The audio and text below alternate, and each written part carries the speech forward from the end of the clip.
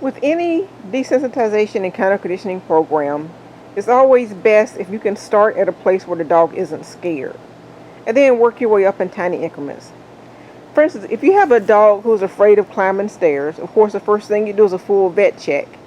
But depending on how scared the dog is, once the vet check is clear, you might just start with asking the dog to walk on different surfaces and no raised height at all.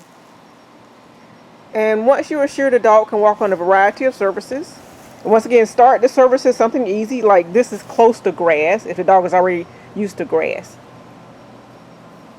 Try different surfaces, concrete, plastic, grass, etc., nothing scary.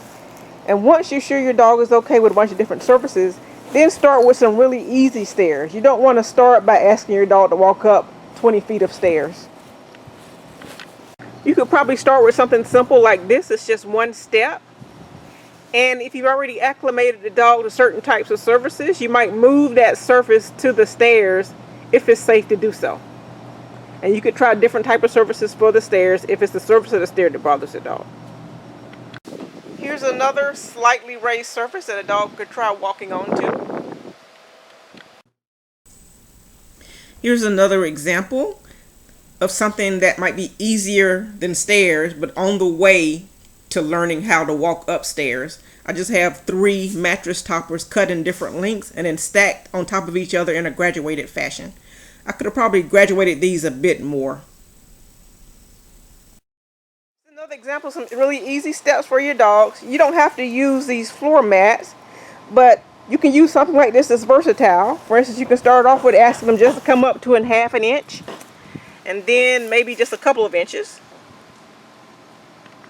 And here's an example of making the increase a little bit harder. And what's great about these mats is, or something like the mats, they have a really wide step to walk onto before they have to move up.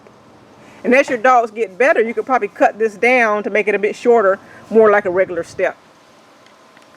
And you can simulate a taller flight of stairs by starting gradually and going up and up. And that's as far as I got here, but if I had more, we could keep going up just very gradually, and then we could slowly taper down as well. And it would look like this if we had more slats to work on. And depending on the fear level of the dog, you might not even want to ask a dog to step on these slats at first. You might just reward them for looking at them, reward them for sniffing them, reward them for just nudging them or putting a paw there, or even just reward them for walking in the general area of these.